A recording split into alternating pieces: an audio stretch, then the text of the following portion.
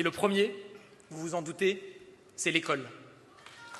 L'école, c'est la mère des batailles. L'école, c'est mon combat.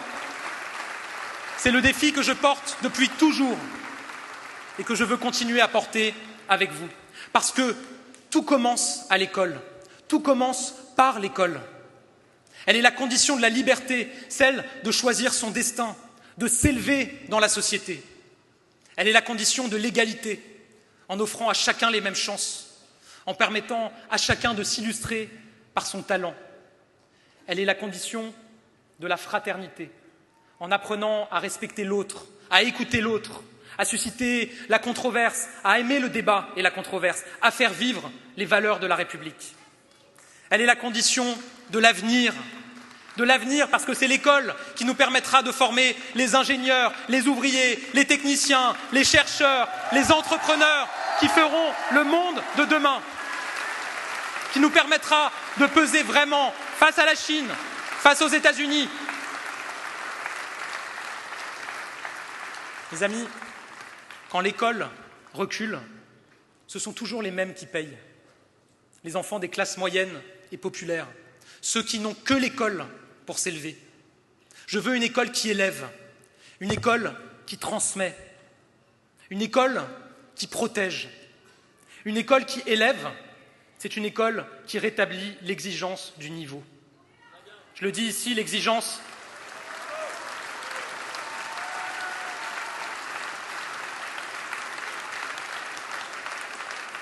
L'exigence, elle n'est pas l'ennemi de l'égalité, elle en est la condition.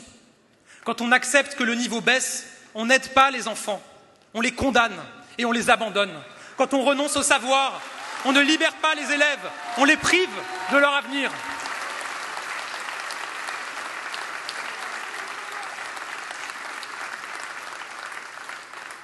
Comme ministre de l'Éducation nationale, j'ai pris des décisions fortes en lançant le choc des savoirs.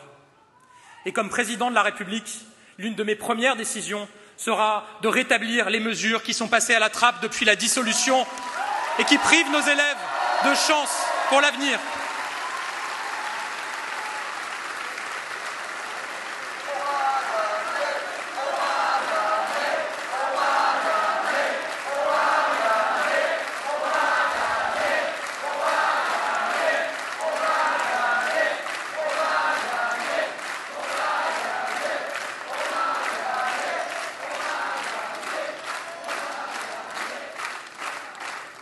Je veux une école qui transmet, c'est-à-dire une école où l'autorité du professeur est respectée, où les valeurs de la République sont la règle, jamais discutées. Et je le redis devant vous, le pas de vague, c'est fini. Je l'ai montré en faisant respecter la laïcité à l'école, en interdisant le port de l'abaya et du camis dans nos établissements scolaires. Prendre des décisions claires, régler vraiment les problèmes, c'est possible. C'est possible. Et nous allons le faire encore. Et puis, je veux une école qui protège. Une école où aucun jeune n'a peur d'aller en classe, où il peut apprendre et étudier en toute quiétude. C'est le sens de mon combat acharné contre le harcèlement à l'école.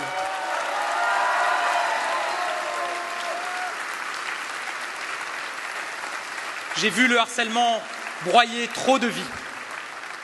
Alors je n'arrêterai jamais de me battre, parce que je veux le bien-être de tous. Alors je veux aussi libérer notre jeunesse de l'addiction aux réseaux sociaux. C'est un défi d'ampleur, un désastre sanitaire en puissance.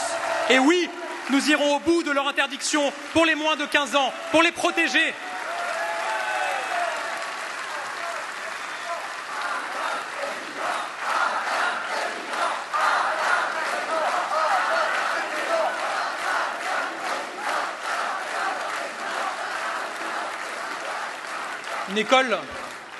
Une école qui protège, c'est une école qui se soucie de la santé mentale de chacun, qui adapte ses rythmes au rythme de nos jeunes. Mes chers amis, pour l'école, cette élection sera celle d'un choix fondamental, un choix de société majeur. Avec l'évolution de notre démographie, il y a moins d'élèves qu'il y en avait auparavant. Et ça ne va pas s'arrêter. D'ici 10 ans, on estime qu'il y aura 1 700 000 élèves de moins dans nos établissements scolaires du fait de la baisse de la natalité. Alors face à ça, il y a ceux qui disent « voilà une source d'économie à faire ». Ils disent « moins d'élèves, donc moins de classes ». Moi, je dis ici, et je prends un engagement, ce ne sera pas moins d'élèves, donc moins de classes, ce sera moins d'élèves et donc moins d'élèves par classe. Et en primaire, moins de 20 élèves par classe, comme dans les meilleurs systèmes éducatifs européens.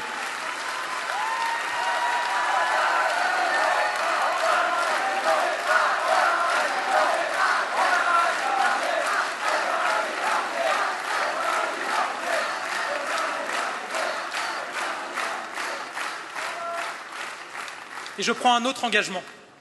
Ces moyens supplémentaires qui seront dégagés par cette baisse démographique devront aussi servir à mieux rémunérer nos professeurs. Nous avons commencé à le faire, il faut aller plus loin, évidemment. Ces moyens, mes amis, ils nous permettront de recruter et de mieux payer les AESH, essentiels à l'école vraiment inclusive pour tous nos élèves.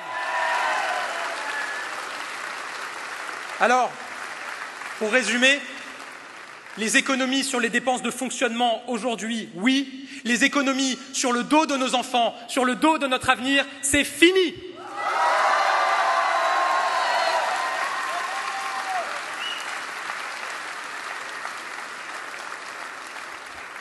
Et pour notre école, je fixe devant vous un objectif simple, reprendre en 10 ans l'une des premières places du classement PISA, des classements internationaux pour l'éducation.